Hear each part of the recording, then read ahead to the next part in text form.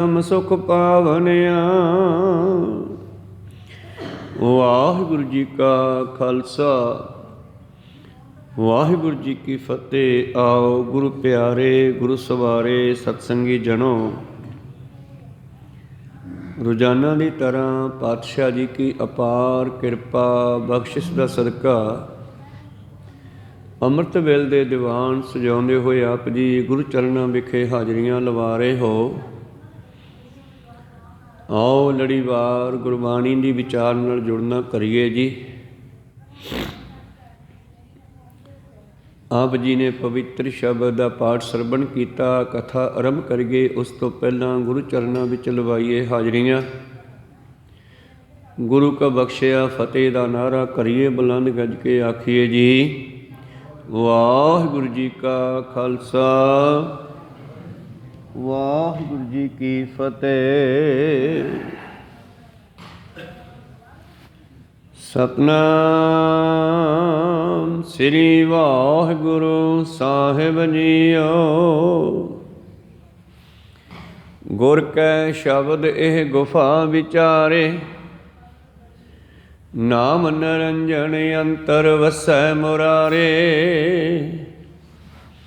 ਹਰ ਗੁਣ ਗਾਵੇ ਸ਼ਬਦ ਸੁਹਾਏ, ਮਿਲ ਪ੍ਰੀਤਮ ਸੁਖ ਪਾਵਨਿਆ। ਹਰ ਗੁਣ ਗਾਵੇ ਸ਼ਬਦ ਸੁਹਾਏ, ਮਿਲ ਪ੍ਰੀਤਮ ਸੁਖ ਪਾਵਨਿਆ। ਵਾਹਿਗੁਰੂ। ਇਹ ਪਵਿੱਤਰ ਸ਼ਬਦ ਤੀਸਰੇ ਪਾਤਸ਼ਾਹ ਧੰਨ ਧੰਨ ਸ੍ਰੀ ਗੁਰੂ ਅਮਰਦਾਸ ਮਹਾਰਾਜ ਜੀ ਦੇ ਉਚਾਰਨ ਕੀਤੇ ਹੋਏ ਅੰਗ 126 ਤੋਂ 127 ਤੱਕ ਸੁਭਾਏਮਾਨ ਹਨ। ਧੰਨ ਧੰਨ ਸ੍ਰੀ ਗੁਰੂ ਅਮਰਦਾਸ ਮਹਾਰਾਜ ਜੀ ਬਖਸ਼ਿਸ਼ ਕਰ ਰਹੇ ਸੀ ਕਿ ਇਹ ਸਰੀਰ ਰੂਪੀ ਗੁਫਾ ਦੇ ਵਿੱਚ ਇੱਕ ਸੁੰਦਰ ਸਥਾਨ ਹੈ, ਜਿਸ ਦੇ ਬਾਰੇ ਗੁਰੂ ਹੀ ਜਾਣਕਾਰੀ ਦਿੰਦਾ। ਸਾਰੀ ਗੁਰਬਾਣੀ ਵਿੱਚ ਭਗਤਾਂ ਨੇ, ਗੁਰੂਆਂ ਨੇ ਇਹ ਜਾਣਕਾਰੀ ਬਖਸ਼ਿਸ਼ ਕੀਤੀ ਆ। ਜਿਵੇਂ ਕਬੀਰ ਸਾਹਿਬ ਜੀ ਦਾ ਬਚਨ ਹੈ, ਦਸਮ ਦੁਆਰਾ ਅਗਮ ਅਪਾਰਾ, ਪਰਮ ਪੁਰਖ ਕੀ ਘਾਟੀ। ਉੱਪਰ ਹਾਟ, ਹਾਟ ਪਰ ਹਾਟ ਵਿੱਚ ਆਲਾ, ਆਲੇ ਉੱਪਰ ਥਾਤੀ। ਥਾਤੀ ਹੁੰਦੀ ਹੈ ਥੈਲੀ, ਭਾਵ ਗੁਣਾਂ ਦਾ ਖਜ਼ਾਨਾ। ਉਹ ਸਾਡੇ ਅੰਦਰ ਹੀ ਰੱਖਿਆ ਹੋਇਆ ਹੈ। ਸਰੀਰ ਇੱਕ ਗੁਫਾ ਹੈ ਵੱਡੀ, ਔਰ ਇਹਦੇ ਵਿੱਚ ਦਸਮ ਦੁਆਰ ਤਾਲੂਏ ਦੇ ਹੇਠਾਂ ਦਿਮਾਗ ਦੇ ਵਿੱਚ ਇੱਕ ਸੁੰਦਰ ਸਥਾਨ ਹੈ। ਜਿਵੇਂ ਇਸ ਸੰਸਾਰ ਦੇ ਵਿੱਚ ਭਾਰਤ ਇੱਕ ਸੁੰਦਰ ਸਥਾਨ ਹੈ, ਜਿੱਥੇ ਗੁਰੂਆਂ ਪੀਰਾਂ ਨੇ ਅਵਤਾਰ ਲਿਆ ਔਰ ਸੰਸਾਰ ਦਾ ਮਾਰਗ ਦਰਸ਼ਨ ਕੀਤਾ। ਇਸ ਦੇਸ਼ ਦੇ ਵਿੱਚ ਇੱਕ ਸੁੰਦਰ ਸਥਾਨ ਹੈ ਧੰਨ ਗੁਰੂ ਨਾਨਕ ਦੇਵ ਮਹਾਰਾਜ ਜੀ ਦਾ। ਫਿਰ ਦੇਸ਼ ਵਿੱਚੋਂ ਆ ਜਾਓ ਸੂਬਾ ਪੰਜਾਬ। ਪੰਜਾਬ ਦੇ ਵਿੱਚ ਇੱਕ ਸੁੰਦਰ ਸਥਾਨ ਹੈ ਸ਼੍ਰੀ ਹਰਿਮੰਦਰ ਸਾਹਿਬ। ਡਿੱਠੇ ਸਭੇ ਥਾਵ ਨਹੀਂ ਤੁਧ ਜੇਹਿਆ, ਬੱਧੋ ਪੁਰਖ ਵਿਧਾਤੇ ਤਾਂ ਤੂੰ ਸੋਹਿਆ। ਵਸਦੀ ਸਗਨ ਅਪਾਰ ਅਨੂਪ ਰਾਮਦਾਸਪੁਰ। ਸੰਗਣੀ ਭਾਵ ਗੁਰੂ ਕੇ ਸਿੱਖਾਂ ਦੀ ਸੰਗਤ ਰਾਮਦਾਸਪੁਰ ਨਗਰ ਵਿੱਚ ਰਹਿੰਦੀ ਹੈ। ਧੰਨ ਗੁਰੂ ਅਮਰਦਾਸ ਮਹਾਰਾਜ ਜੀ ਨੇ ਉਸ ਦੇ ਬਾਰੇ ਬਚਨ ਬਿਆਨ ਕੀਤੇ ਕਿ ਉਹਦੇ ਵਰਗਾ ਹੋਰ ਕੋਈ ਥਾਂ ਨਹੀਂ। ਜਿਸ ਤਰ੍ਹਾਂ ਸਾਡੇ ਸਰੀਰ ਦੇ ਵਿੱਚ ਦਿਮਾਗ ਹੈ, ਜੇ ਦਿਮਾਗ ਨਾ ਹੋਵੇ ਤਾਂ ਸਰੀਰ ਕਿਸੇ ਕੰਮ ਦਾ ਨਹੀਂ। ਦਿਮਾਗ ਦੇ ਨਾਲ ਹੀ ਸਾਡਾ ਸਰੀਰ ਚੱਲਦਾ ਹੈ, ਪਰ ਉਸ ਦਿਮਾਗ ਨੂੰ ਵੀ ਗਾਈਡੈਂਸ ਦੀ ਲੋੜ ਹੈ ਜਿਹੜੀ ਗੁਰੂ ਦਿੰਦਾ। ਕਿਉਂਕਿ ਦਿਮਾਗ ਦੇ ਵਿੱਚ ਵੀ ਦੋ ਮੱਤਾਂ ਚੱਲਦੀਆਂ, ਇੱਕ ਮਨਮਤ ਚੱਲਦੀ ਹੈ, ਇੱਕ ਗੁਰਮਤ ਚੱਲਦੀ ਹੈ। ਜੇ ਮਨਮਤ ਨੂੰ ਛੱਡ ਕੇ ਗੁਰਮਤ ਨੂੰ ਵਿਚਾਰਿਆ ਜਾਵੇ, ਇਸ ਗੁਫਾ ਵਿੱਚ ਬੈਠ ਕੇ, ਦਸਮ ਦੁਆਰੇ ਵਿੱਚ ਬੈਠ ਕੇ, ਗੁਰੂ ਨਾਨਕ ਦੇ ਘਰ ਵਿੱਚ ਬੈਠ ਕੇ, ਗੁਰੂ ਦੇ ਚਰਨਾਂ ਵਿੱਚ ਬੈਠ ਕੇ ਗੁਰ ਕੈ ਸ਼ਬਦੇ ਗੁਫਾ ਵਿਚਾਰੇ, ਗੁਰੂ ਦੇ ਬਖਸ਼ੇ ਸ਼ਬਦ ਰਾਹੀਂ ਇਸ ਸਰੀਰ ਦਾ ਗਿਆਨ ਪ੍ਰਾਪਤ ਕਰੇ ਕਿ ਸਾਨੂੰ ਮਨੁੱਖਾ ਸਰੀਰ ਮਿਲਿਆ ਕਾਹਦੇ ਵਾਸਤੇ ਆ। ਭਈ ਪ੍ਰਾਪਤ ਮਨੁੱਖ ਦੇ ਹੁਰੀਆ, ਗੋਬਿੰਦ ਮਿਲਨ ਕੀ ਇਹੋ ਤੇਰੀ ਬਰੀਆ। ਬਹੁਤ ਥਾਈਂ ਗਾਈਡ ਕੀਤਾ ਪਾਤਸ਼ਾਹ ਨੇ, ਮਾਰਗ ਦਰਸ਼ਨ ਕੀਤਾ। ਪ੍ਰੀਤਮ ਜੀ ਕਹਿੰਦੇ ਇਸ ਗੁਫਾ ਮੈਂ ਇੱਕ ਥਾਨ ਸੁਹਾਇਆ। ਸਰੀਰ ਰੂਪੀ ਗੁਫਾ ਦੇ ਵਿੱਚ ਇੱਕ ਸੁੰਦਰ ਸਥਾਨ ਹੈ, ਇੱਕ ਦਿਲ ਤੇ ਦੂਜਾ ਦਿਮਾਗ। ਦਿਲ ਦੇ ਵਿੱਚ ਪ੍ਰੇਮ ਤੇ ਦਿਮਾਗ ਦੇ ਵਿੱਚ ਅਕਲ ਹੋਣੀ ਚਾਹੀਦੀ ਆ। ਦਿਮਾਗ ਦੇ ਵਿੱਚ ਮਤ ਗੁਰਮਤ ਹੋਣੀ ਚਾਹੀਦੀ ਆ, ਦਿਲ ਵਿੱਚ ਪ੍ਰੇਮ ਹੋਣਾ ਚਾਹੀਦਾ। ਦੋਨੇ ਮਿਲ ਕੇ ਕੰਮ ਕਰਨ ਤਾਂ ਵਧੀਆ। ਦਸਵੇਂ ਪ੍ਰੀਤਮ ਕਹਿੰਦੇ ਸਾਚ ਕਹੋ ਸੁਣ ਲਿਓ ਸਭੈ, ਜਿਨ ਪ੍ਰੇਮ ਕੀਓ ਤਿਨਹੀ ਪ੍ਰਭ ਪਾਇਓ। ਇਸ ਗੁਫਾ ਮੈਂ ਇੱਕ ਥਾਨ ਸੁਹਾਇਆ। ਇਹ ਸਰੀਰ ਰੂਪੀ ਗੁਫਾ ਦੇ ਵਿੱਚ ਇੱਕ ਸੁੰਦਰ ਸਥਾਨ ਹੈ, ਜਿੱਥੇ ਕਿ ਮਨੁੱਖ ਨੇ ਕੂੜਾ ਕਰਕਟ ਵਿਕਾਰ ਭਰ ਲਿਆ। ਪੂਰੇ ਗੁਰ ਹਉਮੈ ਭਰਮ ਚੁਕਾਇਆ। ਗੁਰੂ ਨੇ ਸਾਡੇ ਉਸ ਦਿਮਾਗ ਰੂਪੀ ਗੁਫਾ ਨੂੰ, ਉਸ ਸਥਾਨ ਨੂੰ ਸਾਫ਼ ਕੀਤਾ। ਭਾਂਡਾ ਧੋਏ ਬੈਸ ਧੂਪ ਦੇਵੋ, ਗੁਰੂ ਮਤ ਅਨੁਸਾਰ ਭਰੀਐ ਮਤ ਪਾਪਾਂ ਕੈ ਸੰਗੋ, ਧੋਪੈ ਨਾਵੈ ਕੇ ਰੰਗ। ਗੁਰੂ ਨੇ ਸਾਨੂੰ ਉਹ ਦਿਮਾਗ ਰੂਪੀ ਸਥਾਨ ਨੂੰ ਸਾਫ਼ ਕਰਨ ਦਾ ਹੁਕਮ ਦਿੱਤਾ। ਜਿਸ ਤਰ੍ਹਾਂ ਅਸੀਂ ਬੇਨਤੀ ਕਰਦੇ ਹਾਂ ਗ੍ਰੰਥੀ ਸਿੰਘਾਂ ਨੂੰ, ਮਹਾਰਾਜ ਆਪਣੇ ਘਰੇ ਪ੍ਰਕਾਸ਼ ਕਰਨਾ ਸੀ, ਸਹਿਜ ਪਾਠ ਕਰਨਾ ਸੀ, ਖੰਡ ਪਾਠ ਕਰਨਾ ਸੀ, ਮਹਾਰਾਜ ਜੀ ਨੂੰ ਲੈ ਕੇ ਜਾਣਾ, ਅਤੇ ਲੈ ਜਾਣ ਤੋਂ ਪਹਿਲਾਂ ਹੁਕਮ ਹੁੰਦਾ ਵੀ ਸਫਾਈ ਕਰੋ। ਜਿੱਥੇ ਜਾ ਕੇ ਪ੍ਰਕਾਸ਼ ਕਰਨਾ ਉੱਥੇ ਸਫਾਈ ਕਰੋ। ਅਤੇ ਤੁਰੰਤ ਹੀ ਸਾਰਾ ਪਰਿਵਾਰ ਲਾ ਕੇ ਉਸ ਕਮਰੇ ਦੀ ਸਫਾਈ ਕਰਦਾ ਜਿੱਥੇ ਗੁਰੂ ਸਾਹਿਬ ਨੇ ਜਾ ਕੇ ਬੈਠਣਾ। ਗੁਰੂ ਗ੍ਰੰਥ ਸਾਹਿਬ ਮਹਾਰਾਜ ਜੀ ਨੇ ਜਿੱਥੇ ਪ੍ਰਕਾਸ਼ਵਾਨ ਹੋਣਾ, ਉਹ ਜਗ੍ਹਾ ਦੀ ਪਹਿਲਾਂ ਸਫਾਈ ਕੀਤੀ ਜਾਂਦੀ ਆ। ਹੁਣ ਇਹ ਸ਼ਬਦ ਨੂੰ ਅਸੀਂ ਆਪਣੇ ਦਿਮਾਗ ਵਿੱਚ ਰੱਖਣਾ, ਦਿਮਾਗ ਵਿੱਚ ਬਿਠਾਉਣਾ, ਅਤੇ ਦਿਮਾਗ ਦੀ ਵੀ ਸਫਾਈ ਕੀਤੀ ਜਾਂਦੀ ਆ। ਸਤਿਗੁਰੂ ਪਾਤਸ਼ਾਹ ਜੀ ਬਖਸ਼ਿਸ਼ ਕਰਦੇ ਹਨ, ਜਦੋਂ ਗੁਰੂ ਨੇ ਕਿਰਪਾ ਕੀਤੀ, ਜਿਹੜਾ ਦਿਮਾਗ ਵਿੱਚ ਕੂੜਾ ਕਬਾੜ ਸੀ, ਕੈਸਾ ਹਉਮੈ ਹੰਕਾਰ ਦੂਈ ਦਵੈਤ ਈਰਖਾ ਦਵੈਸ਼, ਪੰਜੇ ਵਿਕਾਰ, ਇਹ ਕੂੜਾ ਹੈ ਮਨੁੱਖ ਦੇ ਦਿਮਾਗ ਵਿੱਚ। ਅਤੇ ਪਹਿਲਾਂ ਗੁਰੂ ਕਿਰਪਾ ਕਰਕੇ ਇਸ ਕੂੜੇ ਨੂੰ ਕੱਢਦਾ ਆਪਣੇ ਗਿਆਨ ਦੇ ਨਾਲ, ਸਾਡੀ ਮਨ ਮੱਤ ਨੂੰ ਛਡਾਉਂਦਾ, ਗੁਰਮਤਿ ਦਿੰਦਾ। ਪੂਰੇ ਗੁਰ ਹਉਮੈ ਭਰਮ ਚੁਕਾਇਆ। ਪੂਰੇ ਗੁਰੂ ਨੇ ਕਿਰਪਾ ਕੀਤੀ, ਮੇਰੇ ਦਿਮਾਗ ਦੇ ਵਿੱਚੋਂ ਹੰਕਾਰ ਕੱਢਿਆ। ਪਹਿਲਾਂ ਤਾਂ ਹੰਕਾਰ ਨੂੰ ਕੱਢ ਕੇ ਇੱਕ ਨਾਮ ਦੀ ਦਾਤ ਬਖਸ਼ੀ। ਵਾਹਿਗੁਰੂ ਗੁਰਮੰਤਰ ਹੈ, ਜਪ ਹਉਮੈ ਖੋਈ। ਹੁਣ ਇਹਦੇ ਨਾਲ ਚੰਗੀ ਤਰ੍ਹਾਂ ਸਫਾਈ ਹੋ ਜਾਣੀ ਆ। ਤੂੰ ਵਾਹਿਗੁਰੂ ਮੰਤਰ ਦਾ ਜਾਪ ਕਰਿਆ ਕਰ। ਆਣ ਦਿਨ ਨਾਮ ਸਲਾਹਿਨ ਰੰਗ ਰਾਤੇ। ਕਿੰਨਾ ਚਿਰ ਕਰਨਾ ਜੀ? ਆਣ ਦਿਨ ਬਿਨਾਂ ਦਿਨ ਗਿਣਿਆ, ਲਗਾਤਾਰ ਰੋਜ਼ਾਨਾ। ਜਿਵੇਂ ਰੋਜ਼ ਰੋਟੀ ਖਾਂਦੇ ਹੋ, ਜਿਵੇਂ ਰੋਜ਼ ਅੰਦਰ ਬਾਹਰ ਜਾਂਦੇ ਹੋ, ਜਿਵੇਂ ਰੋਜ਼ ਵਸਤਰ ਬਦਲਦੇ ਹੋ, ਜਿਵੇਂ ਰੋਜ਼ ਇਸ਼ਨਾਨ ਕਰਦੇ ਹੋ, ਉਸੇ ਤਰ੍ਹਾਂ ਹੀ ਇਹ ਨਾਮ ਵੀ ਰੋਜ਼ ਜਪਣਾ। ਆਣ ਦਿਨ ਬਿਨਾਂ ਦਿਨ ਗਿਣਿਆ, ਰੋਜ਼ਾਨਾ। ਆਣ ਦਿਨ ਨਾਮ ਸਲਾਹਿਨ ਰੰਗ ਰਾਤੇ। ਜਿਹੜੇ ਰੋਜ਼ਾਨਾ ਉਸ ਪਰਮੇਸ਼ਰ ਦੇ ਨਾਮ ਨੂੰ ਜਪਦੇ ਹਨ, ਸਲਾਉਂਦੇ ਹਨ। ਵਾਹਿਗੁਰੂ ਕਹਿਣਾ ਉਹਨੂੰ ਸਲਾਉਣਾ ਹੈ। ਵਾਹਿਗੁਰੂ, ਗੁਰੂ ਧੰਨ ਹੈ। ਵਾਹ, ਮੇਰਾ ਗੁਰੂ ਧੰਨ ਹੈ, ਜਿਹਨੇ ਮੇਰਾ ਮਾਰਗ ਦਰਸ਼ਨ ਕੀਤਾ। ਨਹੀਂ, ਮੈਨੂੰ ਤਾਂ ਪਤਾ ਹੀ ਨਹੀਂ ਸੀਗਾ। ਭੁੱਲੈ ਮਾਰਗ ਜਿਨੇ ਬਤਾਇਆ, ਐਸਾ ਗੁਰ ਵਡਭਾਗੀ ਪਾਇਆ। ਸਿਮਰ ਨਮਾ ਮਨਾ ਰਾਮ ਨਾਮ ਚਿਤਾਰੇ, ਵਸ ਰਹੇ ਹਿਰਦੈ ਗੁਰ ਚਰਨ ਪਿਆਰੇ। ਗੁਰੂ ਨੇ ਕਿਰਪਾ ਕੀਤੀ, ਮੇਰਾ ਮਾਰਗ ਦਰਸ਼ਨ ਕੀਤਾ, ਇਸ ਕਰਕੇ ਉਹਨੂੰ ਧੰਨ ਕਹਿਣਾ ਜ਼ਰੂਰੀ ਆ। ਧੰਨ ਧੰਨ ਧੰਨ ਜਨ ਆਇਆ, ਜਿਸ ਪ੍ਰਸਾਦ ਸਭ ਜਗ ਤਰਾਇਆ। ਜਨ ਆਵਨ ਕਾ ਇਹ ਸੁਆਓ, ਜਨ ਕੈ ਸੰਗ ਚਿਤ ਆਵੈ ਨਾਉ। ਤਾਂ ਉਹਨੂੰ ਧੰਨ ਕਹਿਣਾ ਬੜਾ ਜ਼ਰੂਰੀ ਹੋ ਗਿਆ। ਇਸ ਕਰਕੇ ਪ੍ਰੀਤਮ ਜੀ ਕਹਿੰਦੇ, ਅਣ ਦਿਨ ਨਾਮ ਸਲਾਹਿਨ। ਵਾਹਿਗੁਰੂ ਵਾਹਿਗੁਰੂ ਕਹਿੰਦੇ ਆ, ਸਾਰਾ ਕੁਝ ਹੀ ਹੋਈ ਜਾਂਦਾ। ਵਾਹਿਗੁਰੂ ਵਿੱਚ ਬੜਾ ਕੁਝ ਭਰਿਆ ਸਤਿਗੁਰ ਨੇ। ਜਦੋਂ ਕਹਿੰਦੇ ਅਸੀਂ ਉਸ ਦੀ ਸਿਫਤ ਸਲਾਹ ਕਰਦੇ ਹਾਂ ਨਾਮ ਜਪਦੇ ਹੋਏ, ਅਨ ਦਿਨ ਨਾਮ ਸਲਾਹਿਨ ਰੰਗ ਰਾਤੇ, ਗੁਰ ਕਿਰਪਾ ਤੇ ਪਾਵਨਿਆ। ਇਉਂ ਗੁਰੂ ਦੀ ਕਿਰਪਾ ਸਦਕਾ ਪਰਮੇਸ਼ਰ ਦੀ ਪ੍ਰਾਪਤੀ ਹੋ ਜਾਂਦੀ ਆ ਇਸ ਗੁਫਾ ਦੇ ਵਿੱਚ ਵੜ ਕੇ। ਹੁਣ ਅਸੀਂ ਬਾਹਰ ਨੂੰ ਭੱਜਦੇ ਹਾਂ, ਜੋਗੀ ਲੋਕ ਬਾਹਰ ਨੂੰ ਚਲੇ ਗਏ, ਜੰਗਲਾਂ ਵਿੱਚ ਚਲੇ ਗਏ, ਆਪ ਵੀ ਚਲੇ ਗਏ, ਦੂਜਿਆਂ ਨੂੰ ਵੀ ਪਹੁੰਚਾਤਾ। ਗੁਰੂ ਸਾਹਿਬ ਕਹਿੰਦੇ ਪਰ ਅੰਦਰ ਜਾਣਾ, ਅਸੀਂ ਬਾਹਰ ਨਹੀਂ ਜਾਣਾ, ਇਸ ਗੁਫਾ ਦੇ ਵਿੱਚ ਜਾਣਾ। ਤੇ ਵਿੱਚ ਜਾਣ ਦਾ ਰਸਤਾ ਗੁਰੂ ਦੱਸਦਾ। ਭੁੱਲੇ ਮਾਰਗ ਜਿਹਨੇ ਬਤਾਇਆ, ਜਿਵੇਂ ਕਿਸੇ ਨੂੰ ਚਾਹੁੰਦੀ ਲੱਗ ਜਾਵੇ ਤੇ ਉਹ ਘਰ ਦੇ ਬਿਲਕੁਲ ਐਂਟੀ ਜਾਂਦਾ, ਉਲਟ ਜਾਂਦਾ। ਤੇ ਜਦੋਂ ਗੁਰੂ ਪਿਆਰਿਓ ਕੋਈ ਉਸ ਨੂੰ ਅੱਗੋਂ ਪੁੱਛ ਲਵੇ, ਜਾਣੇ ਪਛਾਣੇ ਪੁੱਛੂਗਾ ਨਾ, ਜਣੇ ਖਣੇ ਨੂੰ ਤਾਂ ਆਪਾਂ ਬੁਲਾਉਂਦੇ ਨਹੀਂ ਗੇ। ਆਪਾਂ ਉਸ ਨੂੰ ਬੁਲਾਉਣੇ ਆ ਜਿਹੜਾ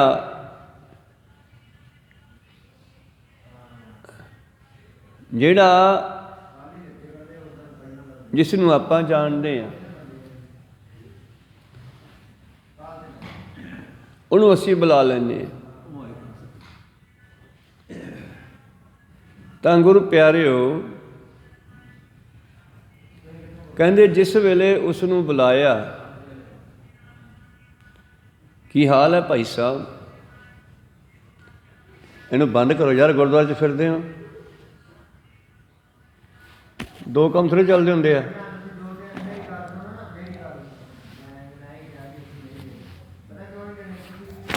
ਭਾਈ ਸਾਹਿਬ ਜੀ ਗੱਲ ਬਾਹਰ ਜਾ ਕਰੋ, ਉੱਠ ਕੇ ਬਾਹਰ ਜਾਓ ਯਾਰ। ਫਿਰ ਕਮਾਲ ਹੋ ਗਈ, ਸਾਰਾ ਸਿਸਟਮ ਵਿਗਾੜ ਦਿੰਦੇ ਹੋ ਇੱਥੇ ਆ ਕੇ।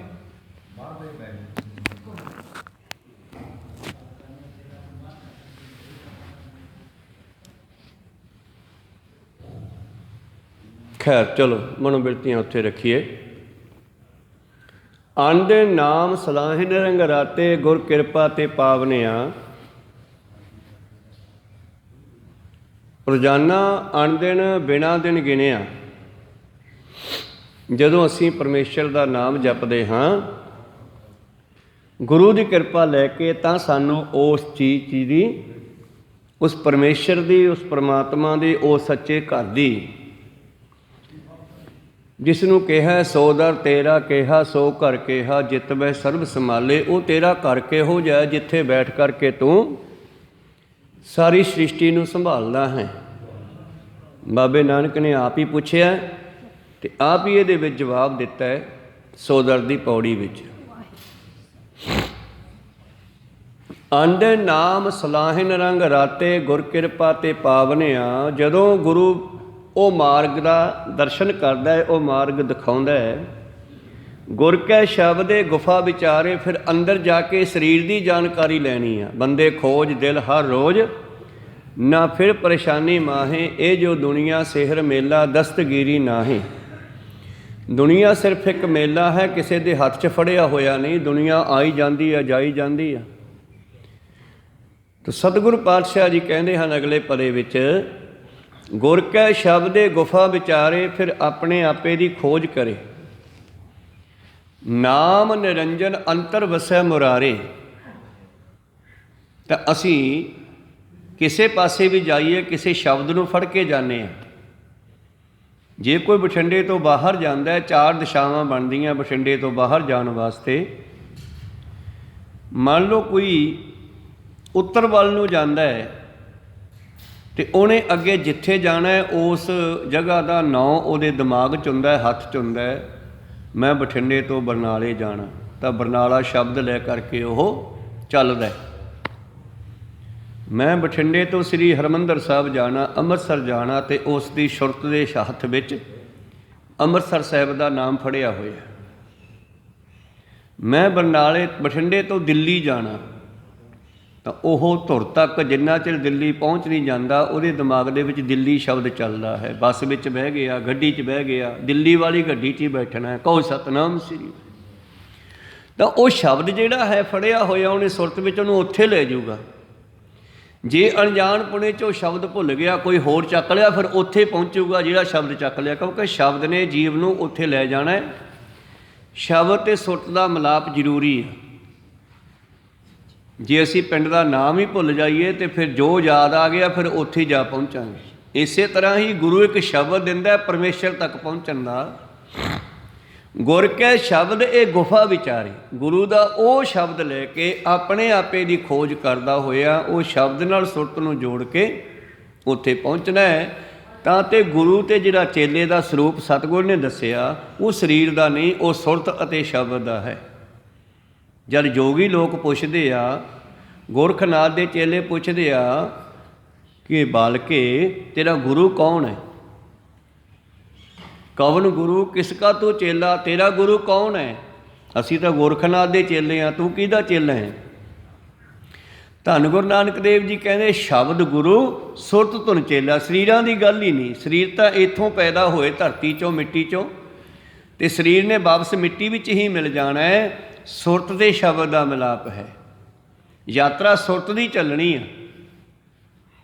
ਅਤੇ ਸੁਰਤ ਨੇ ਸ਼ਬਦ ਦਾ ਪੱਲਾ ਫੜ ਕੇ ਚੱਲਣਾ। ਜਿਵੇਂ ਕੋਈ ਬੱਚੀ ਸ਼ਾਦੀ ਤੋਂ ਬਾਅਦ ਆਪਣੇ ਪਤੀ ਦਾ ਪੱਲਾ ਫੜ ਕੇ ਉਹਦੇ ਦੇਸ਼ ਪਹੁੰਚ ਜਾਂਦੀ ਆ, ਉਹਦੇ ਘਰ ਪਹੁੰਚ ਜਾਂਦੀ ਆ, ਉਹਦੇ ਸ਼ਹਿਰ ਪਹੁੰਚ ਜਾਂਦੀ ਆ। ਕਹੋ ਸਤਿਨਾਮ ਸ੍ਰੀ। ਉਸੇ ਤਰ੍ਹਾਂ ਹੀ ਸਾਡੀ ਜੀਵ ਆਤਮਾ ਨੇ ਸੁਰਤ ਦੇ ਰਾਹੀਂ ਸ਼ਬਦ ਦਾ ਪੱਲਾ ਫੜ ਕੇ ਉਹਦੇ ਮਗਰ ਜਾਣਾ ਹੈ ਅਤੇ ਜਿੱਥੋਂ ਦਾ ਸ਼ਬਦ ਵਾਸੀ ਆ ਉੱਥੇ ਲੈ ਜਾਊਗਾ। ਜਿੱਥੋਂ ਦਾ ਸ਼ਬਦ ਚੱਕੋਗੇ ਉੱਥੇ ਲੈ ਜਾਊਗਾ। ਮੈਂ ਗੱਲ ਕਰ ਰਿਹਾ ਸੀਗਾ ਕਿ ਗੁਰੂ ਕੀ ਕਰਦਾ। ਗੁਰੂ ਉਹੀ ਕੰਮ ਕਰਦਾ ਜਿਵੇਂ ਕਿਸੇ ਮਨੁੱਖ ਨੂੰ ਚਾਹੁੰਦੀ ਲੱਗ ਜਾਵੇ ਅਤੇ ਉਹ ਜਾ ਰਿਹਾ ਹੈ ਅਤੇ ਉਸ ਨੂੰ ਕੋਈ ਉਹਦਾ ਜਾਣਿਆ ਪਛਾਣਿਆ ਟੱਕਰ ਗਿਆ। ਹੋਰ ਭਾਈ ਸਾਹਿਬ ਠੀਕ ਹੋ, ਕੀ ਹਾਲ ਚਾਲ ਹੈ? ਠੀਕ ਹੈ। ਕਿੱਧਰ ਚੱਲੇ ਹੋ? ਮੈਂ ਘਰੇ ਜਾਂਦਾ ਸੀ। ਹੈਂ, ਤੇਰਾ ਘਰ ਇੱਧਰ ਨਹੀਂ ਹੈਗਾ, ਤੇਰਾ ਘਰ ਪਿੱਛੇ ਮੁੜ, ਤੂੰ ਬਿਲਕੁਲ ਐਂਟੀ ਜਾ ਰਹੀ ਹੈ, ਘਰ ਦੇ ਉਲਟ ਦਿਸ਼ਾ ਜਾ ਰਹੇ ਹੈ। ਉਹ ਕਹਿੰਦਾ ਨਹੀਂ ਨਹੀਂ ਇੱਧਰ ਹੀ ਹੈ, ਤੈਨੂੰ ਭੁਲੇਖਾ ਲੱਗ ਗਿਆ। ਪਰ ਜਿਹੜਾ ਜਾਣਿਆ ਪਛਾਣਿਆ ਬੰਦਾ ਉਹਦੇ ਘਰ ਨੂੰ ਵੀ ਜਾਣਦਾ ਅਤੇ ਉਸ ਨੂੰ ਵੀ ਜਾਣਦਾ, ਉਹਨੂੰ ਪੂਰਨ ਭਰੋਸਾ ਹੈ। ਉਹ ਕਹਿੰਦਾ ਨਹੀਂ ਯਾਰ ਮੈਂ ਤੇਰਾ ਮਿੱਤਰ ਹਾਂ, ਝੂਠ ਥੋੜ੍ਹਾ ਬੋਲਦਾ, ਤੂੰ ਬਿਲਕੁਲ ਉਲਟ ਦਿਸ਼ਾ ਵੱਲ ਜਾ ਰਹੀ ਹਾਂ, ਤੂੰ ਪਿੱਛੇ ਮੁੜ, ਤੈਨੂੰ ਕਿਤੇ ਚਾਹੁੰਦੀ ਲੱਗੀ ਲੱਗਦੀ ਆ। ਉਹ 2 ਮਿੰਟ ਨੇਤਰ ਬੰਦ ਕਰਕੇ ਸੋਚਦਾ ਹੈ, ਜਦ ਦੁਬਾਰਾ ਅੱਖਾਂ ਖੋਲ੍ਹਦਾ ਅਤੇ ਉਹਦੀ ਦਿਸ਼ਾ ਉਲਟ ਜਾਂਦੀ ਆ, ਬਦਲ ਜਾਂਦੀ ਆ। ਹੈਂ ਯਾਰ, ਹੈਂ ਵਾਕਿਆ ਹੀ ਮੈਂ ਤਾਂ ਪੁੱਠੇ ਪਾਸੇ ਜਾ ਰਿਹਾ ਸੀ, ਮੇਰਾ ਘਰ ਤਾਂ ਇੱਧਰ ਹੈ। ਧੰਨਵਾਦ ਤੇਰਾ, ਗੁਰੂ ਦਾ ਧੰਨਵਾਦ ਬਣਦਾ ਨਾ। ਆਨ ਦਿਨ ਨਾਮ ਸਲਾਹਨ ਰੰਗ ਰਾਤੇ, ਗੁਰ ਕਿਰਪਾ ਤੇ ਪਾਵਣਿਆ। ਤਾਂ ਉਸ ਮਨੁੱਖ ਨੇ ਸਾਡਾ ਮਾਰਗਦਰਸ਼ਨ ਕਰਤਾ, ਨਹੀਂ ਤਾਂ ਅਸੀਂ ਚਾਹੁੰਦੀ ਦੇ ਵਿੱਚ ਪਤਾ ਨਹੀਂ ਕਿੰਨੇ ਦੂਰ ਨਿਕਲ ਜਾਂਦੇ ਅਤੇ ਫਿਰ ਮੁੜਨ 'ਤੇ ਵੀ ਓਨਾ ਟਾਈਮ ਲੱਗਦਾ। ਕਈ ਜਨਮ ਪਏ ਕੀਟ ਪਤੰਗਾ, ਕਈ ਜਨਮ ਗਜ ਮੀਨ ਕੁਰੰਗਾ, ਕਈ ਜਨਮ ਪੰਖੀ ਸਰਪ ਹੋਇਓ, ਕਈ ਜਨਮ ਹੈਵਰ ਬਿਰਖ ਜੋਇਓ, ਮਿਲ ਜਗਦੀਸ਼ ਮਿਲਨ ਕੀ ਬਰੀਆ। ਉਹ ਚਾਹੁੰਦੀ ਵਿੱਚੋਂ ਕੱਢਣ ਵਾਸਤੇ ਗੁਰੂ ਨਾਨਕ ਆਇਆ। ਸੰਸਾਰ ਦਾ ਮਾਰਗ ਦਰਸ਼ਨ ਕਰਦਿਆਂ ਹੋਇਆਂ ਇਸ ਮਨੁੱਖ ਨੂੰ ਵਾਪਸ ਆਪਦੇ ਘਰੇ ਜਾਣ ਦਾ ਰਸਤਾ ਦੱਸਣ ਆਇਆ। ਭੁੱਲੇ ਮਾਰਗ ਜਿਹਨੇ ਬਤਾਇਆ, ਐਸਾ ਗੁਰ ਵਡਭਾਗੀ ਪਾਇਆ। ਤੇ ਜਦੋਂ ਹੀ ਗੁਰੂ ਨੇ ਸਾਡਾ ਮਾਰਗ ਦਰਸ਼ਨ ਕੀਤਾ ਅਤੇ ਸਾਡੀ ਚਾਹੁੰਦੀ ਸੰਸਾਰ ਨਾਲ ਟੁੱਟ ਗਈ। ਜੋਗੀਆਂ ਨੂੰ ਚਾਹੁੰਦੀ ਲੱਗੀ, ਉਹ ਜੰਗਲਾਂ ਵਿੱਚ ਜਾ ਬੈਠੇ। ਉਹ ਕਹਿੰਦੇ ਸ਼ਾਇਦ ਜੰਗਲਾਂ ਵਿੱਚੋਂ ਰੱਬ ਮਿਲੇਗਾ, ਪਰ ਨਹੀਂ, ਜੰਗਲਾਂ 'ਚੋਂ ਨਹੀਂ ਮਿਲਣਾ, ਉਹ ਤੇਰੇ ਅੰਦਰ ਹੈ, ਤੂੰ ਆਪਦੇ ਅੰਦਰ ਜਾ। ਗੁਰ ਕੈ ਸ਼ਬਦ ਇਹ ਗੁਫਾ ਵਿਚਾਰੇ, ਇਹ ਨੇੜੇ ਉਹ ਦੂਰ। ਸ਼ਬਦ ਐਂਡ ਡਾਇਰੈਕਸ਼ਨ ਹੈ। ਉਹ ਕਹਾਂਗੇ ਤੇ ਦੂਰ ਦੀ ਗੱਲ ਹੈ, ਇਹ ਕਹਾਂਗੇ ਤੇ ਕੋਲ ਦੀ ਗੱਲ ਹੈ, ਨੇੜੇ ਦੀ ਗੱਲ ਹੈ। ਗੁਰ ਕੈ ਸ਼ਬਦ ਇਹ ਗੁਫਾ ਵਿਚਾਰੇ, ਗੁਰੂ ਦੇ ਕੋਲੋਂ ਪੁੱਛ ਕੇ ਆਪਣੇ ਆਪੇ ਦੀ ਖੋਜ ਕਰੇ। ਨਾਮ ਨਿਰੰਜਨ ਅੰਤਰ ਵਸੈ ਮੁਰਾਰੇ। ਕਿੱਧਰ ਨੂੰ ਜਾਵਾਂ? ਸ਼ਬਦ ਦੀ ਡਾਇਰੈਕਸ਼ਨ ਵਿੱਚ, ਹਨੇਰੇ ਵਿੱਚ ਅਸੀਂ ਇੱਕ ਦੂਜੇ ਦੀ ਆਵਾਜ਼ ਸੁਣ ਕੇ ਮਿਲਦੇ ਹਾਂ। ਅੱਜ ਮੱਸਿਆ ਨਾ, ਅਤੇ ਮੱਸਿਆ ਦੀ ਰਾਤ ਬੜੀ ਗੂੜ੍ਹੀ ਕਾਲੀ ਹੁੰਦੀ ਆ, ਅਤੇ ਜਦ ਹਨੇਰੇ ਵਿੱਚ 2 ਭਰਾ ਖੇਤਾਂ ਵਿੱਚ ਪਾਣੀ ਲਾਉਂਦੇ ਆ, ਖੇਤਾਂ ਵਿੱਚ ਕੰਮ ਕਰਦੇ ਆ, ਹਨੇਰੇ ਵਿੱਚ ਹੀ ਲੱਗ ਜਾਂਦਾ ਪਾਣੀ। ਤਾਂ ਰਾਤ ਨੂੰ ਲਾਉਣਾ ਪੈਂਦਾ, ਕਈਆਂ ਦੀ ਵਾਰੀ ਰਾਤ ਨੂੰ ਆਉਂਦੀ ਹੈ, ਕਈਆਂ ਦਿਨੇ ਆਉਂਦੀ ਆ। ਹੁਣ ਉਹ ਹਨੇਰੇ ਦੇ ਵਿੱਚ 2-3 ਭਰਾ ਖੇਤਾਂ ਵਿੱਚ ਪਾਣੀ ਲਾ ਰਹੇ ਆ ਅਤੇ ਉਹਨਾਂ ਦਾ ਆਪਸ ਵਿੱਚ ਮਿਲਾਪ ਸ਼ਬਦ ਦੀ ਆਵਾਜ਼ ਨਾਲ ਹੀ ਆ। ਕੋਈ ਸਤਨਾਮ ਸੀ, ਦਿਸਦਾ ਨਹੀਂ ਹੈਗਾ, ਹਨੇਰਾ ਹੈਗਾ, ਪਰ ਇੱਕ ਦੂਜੇ ਨੂੰ ਪੁੱਛਦੇ ਆ ਕਿੱਥੇ ਆ, ਠੀਕ ਆ, ਕੀ ਹਾਲ ਹੈ, ਟੁੱਟਿਆ ਤਾਂ ਨਹੀਂ, ਵੀ ਪਾਣੀ ਪਿੱਛੇ ਟੁੱਟਿਆ ਤਾਂ ਨਹੀਂ। ਉਹ ਕਹਿੰਦਾ ਨਹੀਂ ਠੀਕ ਆ। ਤਾਂ ਇਹ ਸ਼ਬਦ ਦੀ ਡਾਇਰੈਕਸ਼ਨ ਦੇ ਨਾਲ ਹੀ ਇੱਕ ਦੂਜੇ ਨਾਲ ਮਿਲਾਪ ਹੈ। ਇਸੇ ਤਰ੍ਹਾਂ ਹੀ ਪਰਮੇਸ਼ਰ ਦੇ ਨਾਲ ਮਿਲਾਪ ਵੀ ਸ਼ਬਦ ਦੀ ਆਵਾਜ਼ ਕਰਾਊਗੀ। ਵਾਹਿਗੁਰੂ ਜਿਹੜਾ ਸ਼ਬਦ ਹੈ ਇਹ ਮਿਲਾਪ ਕਰਾਊਗਾ। ਨਾਮ ਨਿਰੰਜਨ ਅੰਤਰ ਵਸੈ ਮੁਰਾਰੇ। ਮੁਰਾਰੇ, ਮੁਰਾਰੇ ਦਾ ਮਤਲਬ ਹੈ ਬੰਸਰੀ। ਮੁਰਾਰੀ ਬੰਸਰੀ ਵਜਾਉਣ ਵਾਲਾ। ਮੁਰਾਰ ਬੰਸਰੀ ਜੋ ਮੂੰਹ ਦੇ ਨਾਲ ਵਜਾਈ ਜਾਂਦੀ ਆ, ਹਵਾ ਦਾ ਇੱਕ ਸਾਜ਼ ਹੈ। ਤਾਂ ਜਿੱਥੇ ਉਹ ਆਵਾਜ਼ ਆ ਰਹੀ ਹੈ, ਕੋਈ ਜਨ ਹਰਸਿਓ ਦੇਵੈ ਜੋਰ, ਕੋਈ ਮੈਨੂੰ ਉਹਦੇ ਨਾਲ ਮਿਲਾ ਦੇਵੇ, ਕੋਈ ਮੈਨੂੰ ਉਸ ਪਰਮੇਸ਼ਰ ਦਾ ਘਰ ਵਿਖਾ ਦੇਵੇ। ਘਰ ਮੈਂ ਘਰ ਦਿਖਾਏ ਦੇ। ਸਰੀਰ ਇੱਕ ਘਰ ਹੈ, ਇਹਦੇ ਵਿੱਚ ਗਾਂ 72 ਕਮਰੇ ਹਨ। ਸਰੀਰ ਰੂਪੀ ਘਰ ਦੇ ਵਿੱਚ 72 ਗੁਫਾਵਾਂ ਹਨ, ਅਤੇ ਇੱਕ ਗੁਫਾ ਹੈ ਦਿਮਾਗ ਰੂਪੀ, ਜਿਹਦੇ ਵਿੱਚ ਜਾ ਕੇ ਅਸੀਂ ਬੈਠਣਾ ਰੋਜ਼ ਸਮਾਂ ਕੱਢ ਕੇ। ਜਦੋਂ ਵੀ ਲੋੜ ਪਵੇ ਉੱਥੇ ਜਾ ਕੇ ਪੁੱਛੋ ਵੀ ਕਿਵੇਂ ਕਰਾਂ, ਉਹ ਦੱਸੂਗਾ, ਦਿਮਾਗ ਹੀ ਦੱਸੂਗਾ। ਇਸੇ ਤਰ੍ਹਾਂ ਹੀ ਗੁਰ ਕੈ ਸ਼ਬਦੇ ਗੁਫਾ ਵਿਚਾਰੇ। ਇਹਨਾਂ 72 ਕਮਰਿਆਂ ਵਿੱਚੋਂ ਇੱਕ ਕਮਰਾ ਆਪਣਾ ਜਿੱਥੇ ਪੱਕੀ ਰਿਹਾਇਸ਼ ਕਰਨੀ ਚਾਹੀਦੀ ਹੈ। ਵੈਸੇ ਤਾਂ ਘਰ ਵਿੱਚ 5-7 ਕਮਰੇ ਹੁੰਦੇ ਆ। ਕੋਈ ਬਾਥਰੂਮ ਹੈ ਨਹਾਉਣ ਵਾਸਤੇ, ਕੋਈ ਰਸੋਈ ਹੈ ਪ੍ਰਸ਼ਾਦੇ ਬਣਾਉਣ ਵਾਸਤੇ, ਕੋਈ ਸੌਣ ਵਾਸਤੇ ਬੈੱਡਰੂਮ ਹੈ, ਕੋਈ ਰਿਸ਼ਤੇਦਾਰਾਂ ਦੇ ਬੈਠਣ ਵਾਲਾ ਕਮਰਾ ਬਣਾਇਆ ਸਾਂਝਾ ਜਿਹਾ, ਪਰ ਆਪਣਾ ਇੱਕ ਬੈੱਡਰੂਮ ਹੈ ਜਿੱਥੇ ਆਪਾਂ ਰੋਜ਼ ਆਰਾਮ ਕਰਦੇ ਹਾਂ। ਇਸੇ ਤਰ੍ਹਾਂ ਸਰੀਰ ਦੇ ਵਿੱਚ ਗੁਰਦੇ ਹਨ, ਫੇਫੜੇ ਹਨ, ਤਿੱਲੀ ਹੈ, ਪਿੱਤਾ ਹੈ, ਪਤਾ ਨਹੀਂ ਕਿੰਨੇ। ਮਹਾਂਪੁਰਸ਼ਾਂ ਨੇ ਇਹਨੂੰ ਅੰਦਰੋਂ ਵੇਖਿਆ ਤਾਂ ਕਹਿੰਦੇ 72 ਹੈ, ਅਤੇ 72 ਵਿੱਚੋਂ ਇੱਕ ਹੈ ਦਿਮਾਗ। ਇਸ ਗੁਫਾ ਮੈਂ ਇੱਕ ਥਾਨ ਸੁਹਾਇਆ। ਸਰੀਰ ਰੂਪੀ ਗੁਫਾ ਵਿੱਚ ਇੱਕ ਸੁੰਦਰ ਥਾਂ ਹੈ ਜਿਹੜਾ ਕਿ ਪੂਰੇ ਗੁਰੂ ਨੇ ਦੱਸਿਆ। ਪੂਰੇ ਗੁਰ ਹਉਮੈ ਭਰਮ ਚੁਕਾਇਆ। ਉਹਦੇ ਵਿੱਚੋਂ ਕੂੜਾ ਕਵਾੜ ਗੁਰੂ ਨੇ ਕੱਢਿਆ। ਹਉਮੈ ਕੂੜਾ ਹੈ, ਹੰਕਾਰ, ਵਿਸ਼ੇ ਵਿਕਾਰ, ਇਹ ਕੂੜਾ ਭਰਿਆ ਪਿਆ ਸੀ, ਗੁਰੂ ਨੇ ਕੱਢਿਆ। ਅੰਡੇ ਨਾਮ ਸਲਾਹਨ ਰੰਗ ਰਾਤੇ, ਗੁਰ ਕਿਰਪਾ ਤੇ ਪਾਵਣਿਆ। ਜਿਹੜੇ ਗੁਰੂ ਨੂੰ ਪੁੱਛ ਕੇ ਫਿਰ ਉਹਦੀ ਸਿਫਤ ਸਲਾਹ ਕਰਦੇ ਆ, ਉਸ ਘਰ ਨੂੰ ਲੱਭ ਲੈਂਦੇ ਆ। ਸੋ ਦਰ ਤੇਰਾ ਕਿਹਾ, ਸੋ ਘਰ ਕਿਹਾ, ਜਿੱਥੇ ਉਹ ਬੈਠਾ ਹੈ। ਗੁਰ ਕੈ ਸ਼ਬਦੇ ਗੁਫਾ ਵਿਚਾਰੇ, ਨਾਮ ਨਿਰੰਜਨ ਅੰਤਰ ਵਸੈ ਮੁਰਾਰੇ। ਹਰ ਗੁਣ ਗਾਵੈ ਸ਼ਬਦ ਸੁਹਾਏ। ਉਹ ਸ਼ਬਦ ਉੱਥੇ ਕੀ ਹੋ ਰਿਹਾ? ਉੱਥੇ ਬਾਜੇ ਵੱਜ ਰਹੇ ਆ। ਮੁਰਾਰੇ ਦਾ ਮਤਲਬ ਬਾਜੇ, ਅਣਹਦ ਬਾਜੇ ਜਿਹਨੂੰ ਕਿਹਾ। ਗੁਰੂ ਅਮਰਦਾਸ ਮਹਾਰਾਜ ਜੀ ਨੇ ਉਹ ਆਨੰਦ ਨੂੰ ਪ੍ਰਾਪਤ ਕੀਤਾ। ਜਦੋਂ ਉਹਨਾਂ ਨੂੰ ਗੁਰੂ ਵਾਲੇ ਬਣ ਕੇ ਗੁਰੂ ਦੀ ਕਿਰਪਾ ਨਾਲ ਆਨੰਦ ਆਇਆ ਤੇ ਉਹ ਕਹਿ ਉੱਠੇ, ਆਨੰਦ ਭਇਆ ਮੇਰੀ ਮਾਏ, ਸਤਿਗੁਰੂ ਮੈਂ ਪਾਇਆ। ਹੁਣ ਦੂਜੇ ਸਿੱਖਾਂ ਨੇ ਪੁੱਛਿਆ ਜੀ ਤੁਹਾਨੂੰ ਕਿਵੇਂ ਆਇਆ, ਸਾਨੂੰ ਵੀ ਦੱਸ ਦਿਓ। ਪੁੱਛਣਾ ਨਾ ਗੁਰੂ ਕੋਲੋਂ। ਸਿੱਖਾਂ ਨੇ ਪੁੱਛਿਆ ਜੀ ਤੁਹਾਨੂੰ ਆਨੰਦ ਕਿਵੇਂ ਆਇਆ, ਸਾਨੂੰ ਵੀ ਦੱਸ ਦਿਓ। ਪਹਿਲਾਂ ਤਾਂ ਪਹਿਲੀਆਂ 5 ਪੌੜੀਆਂ ਵਿੱਚ ਹੀ ਪੂਰੀ ਗੱਲ ਬਿਆਨ ਕਰਤੀ ਤੀਜੇ ਪਾਤਸ਼ਾਹ ਜੀ ਨੇ ਕਿ ਆਨੰਦ ਮੈਨੂੰ ਕਿਵੇਂ ਆਇਆ। ਤੇ ਫਿਰ 40 ਪੌੜੀਆਂ ਉਚਾਰਨ ਕਰਤੀਆਂ। 40 ਪੌੜੀਆਂ ਦੇ ਅਖੀਰਲੀ ਪੌੜੀ ਜਿਹੜੀ ਹੈ ਉਹਦੇ ਵਿੱਚ ਕੀ ਲਿਖਿਆ ਹੈ? ਆਨੰਦ ਸੁਣੋ ਵਡਭਾਗੀਓ, ਇੱਥੋਂ ਆਨੰਦ ਆਊਗਾ। ਕਈ ਵਾਰੀ ਅਣਜਾਣ ਪੇ ਕਹਿੰਦੇ ਆ ਆਨੰਦ ਸੁਣੋ ਵਡਭਾਗੀਓ। ਕਦੇ ਆਨੰਦ ਸੁਣਿਆ ਜਾਂਦਾ, ਆਨੰਦ ਫੀਲ ਕੀਤਾ ਜਾਂਦਾ, ਆਨੰਦ ਮਾਣਿਆ ਜਾਂਦਾ। ਤੇ ਆਨੰਦ ਇਹ ਅਨਹਦ ਵਾਜੇ ਹੈ। ਤੁਸੀਂ ਕਥਾ ਸੁਣ ਕੇ ਆਨੰਦ ਮਾਣ ਰਹੇ ਹੋ। ਕਥਾ ਇੱਕ ਸ਼ਬਦ ਹੈ ਅਨਹਦ। ਆਨੰਦ, ਇਹਨੂੰ ਆਨੰਦ ਕਹਾਂਗੇ, ਇਹਨੂੰ ਆਨੰਦ ਨਹੀਂ ਕਹਾਂਗੇ। ਇਹ ਆਨੰਦ ਤੁਹਾਡੇ ਅੰਦਰ ਜਾ ਕੇ ਬਣ ਰਿਹਾ। ਜਦੋਂ ਸਾਡੇ ਅੰਦਰੋਂ ਸ਼ਬਦ ਜਾਂਦਾ ਉਹ ਆਨੰਦ ਬਣਾਉਂਦਾ। ਉਹ ਆਨੰਦ ਮਾਨਣਾ, ਆਨੰਦ ਸੁਣਨਾ। ਤੇ 40ਵੀਂ ਪੌੜੀ ਵਿੱਚ ਗੁਰੂ ਅਮਰਦਾਸ ਜੀ ਨੇ ਸਾਰਾ ਨਿਚੋੜ ਕੱਢਤਾ। ਇਹ ਕੁਟੰਬ ਤੂੰ ਜੇ ਦੇਖਦਾ ਚੱਲੇ ਨਾਹੀ ਤੇਰੇ ਨਾਲ, ਇਸ ਰਵਨੋ ਮੇਰਿਓ ਸੱਚੇ ਸੁਣਨੇ ਨੂੰ ਪਠਾਏ। ਇਹ ਸਰੀਰਾ ਮੇਰਿਆ ਹਰ ਤੁਮੈ ਜੋਤ ਧਰੀ, ਇਹ ਨੇਤਰੋ ਮੇਰਿਓ ਹਰ ਤੁਮੈ ਜੋਤ ਧਰੀ। ਹਰ ਬਿਨ ਅਵਰ ਨਾ ਦੇਖੋ ਕੋਈ, ਇਹ ਰਸਨਾ ਤੂੰ ਰਸ ਰਾਚ ਰਹੀ, ਤੇਰੀ ਪਿਆਸ ਨਾ ਜਾਏ। ਡਾਇਰੈਕਸ਼ਨ ਦੇ ਕੇ ਸਾਰੇ ਅੰਗਾਂ ਨੂੰ ਸੈੱਟ ਕਰਕੇ ਤੀਜੇ ਪਾਤਸ਼ਾਹ ਨੇ ਅਖੀਰ ਤੇ ਕਿਹਾ ਇਉਂ ਸੈੱਟ ਕਰਕੇ ਹੁਣ ਆਪਣੇ ਅੰਦਰੋਂ ਸ਼ਬਦ ਸੁਣ। ਆਨੰਦ ਸੁਣੋ ਵਡਭਾਗੀਓ, ਸਗਲ ਮਨੋਰਥ ਪੂਰੇ, ਪਾਰ ਬ੍ਰਹਮ ਪ੍ਰਪਾਇਆ ਉਤਰੇ ਸਗਲ ਵਸੂਰੇ। ਰੋਜ਼ ਤੁਸੀਂ ਆਨੰਦ ਸਾਹਿਬ ਪੜ੍ਹਦੇ ਹੋ, ਥੋੜ੍ਹਾ ਨਾ ਵਿਚਾਰ ਕੇ ਪੜ੍ਹ ਕੇ ਦੇਖੋ, ਰੁਕ ਰੁਕ ਕੇ ਪੜ੍ਹੋ। ਪੌੜੀ ਪੌੜੀ ਨੂੰ ਰੁਕ ਰੁਕ ਕੇ ਵਿਚਾਰ ਕੇ ਪੜ੍ਹ ਕੇ ਦੇਖੋ ਕੀ ਬਣਦਾ।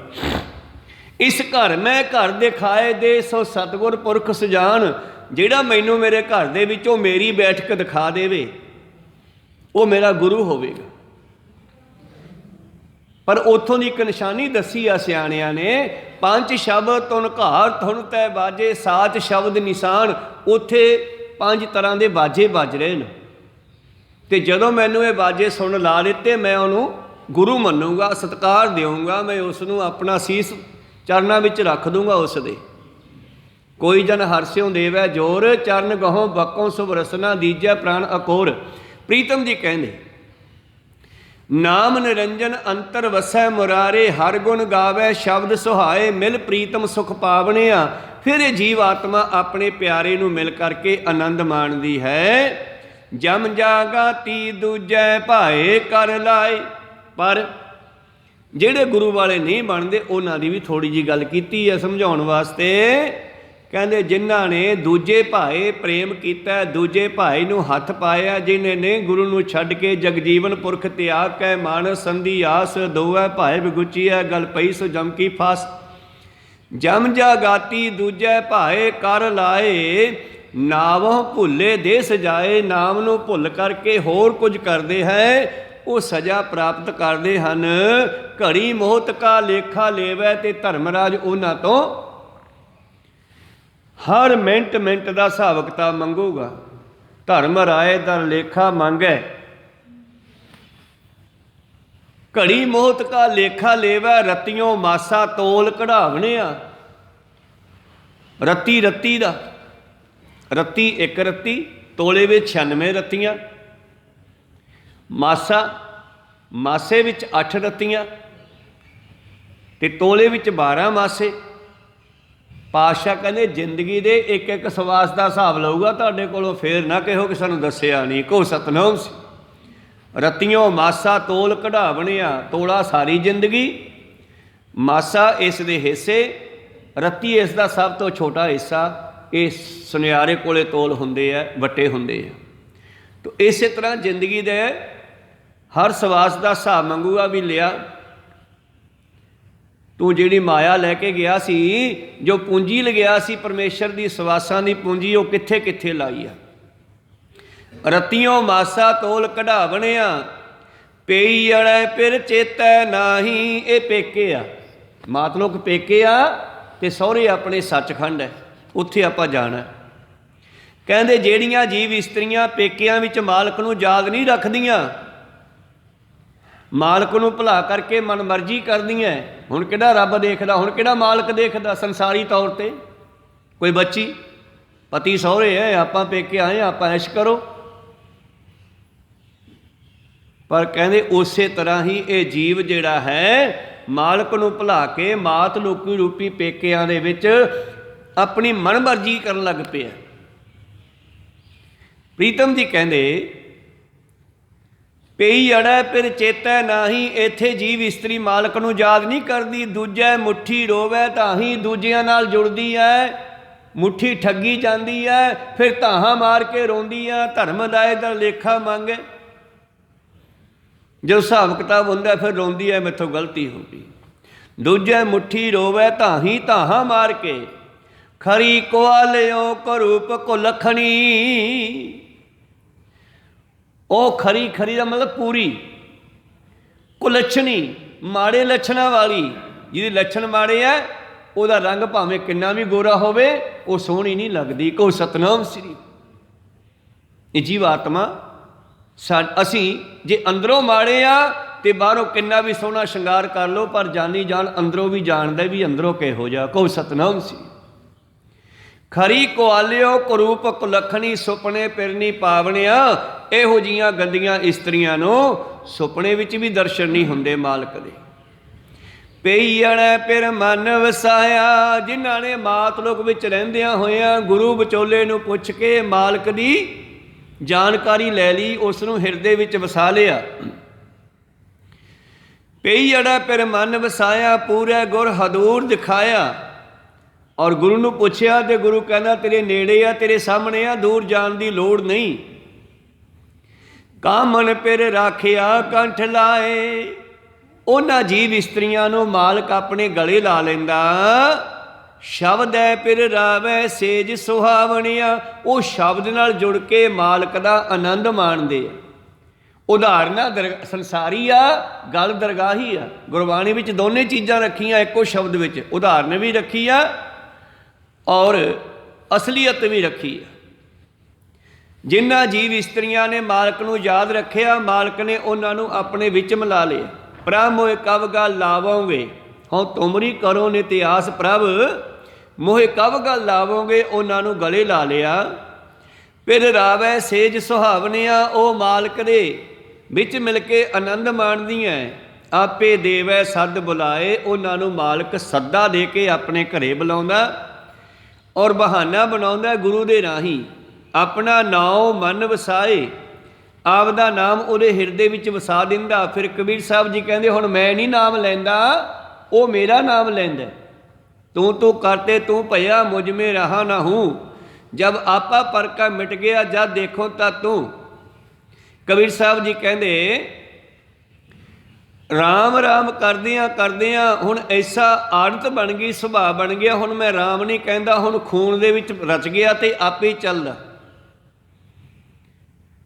ਕਬੀਰ ਮਨ ਨਿਰਮਲ ਭਇਆ, ਜੈਸਾ ਗੰਗਾ ਨੀਰ, ਪਾਛੇ ਲਾਗੋ ਹਰ ਫਿਰੇ ਕਹਿਤ ਕਬੀਰ ਕਬੀਰ। ਹੁਣ ਉਹ ਮੈਨੂੰ ਬੁਲਾਉਂਦਾ, ਪਹਿਲਾਂ ਮੈਂ ਉਹਨੂੰ ਬੁਲਾਉਂਦਾ ਸੀ। ਆਪੇ ਦੇਵੈ ਸੱਦ ਬੁਲਾਏ, ਆਪਣਾ ਨਾਉ ਮਨ ਵਸਾਏ, ਨਾਨਕ ਨਾਮ ਮਿਲੇ ਵਡਿਆਈ, ਆਨ ਦਿਨ ਸਦਾ ਗੁਣ ਗਾਵਣਿਆ।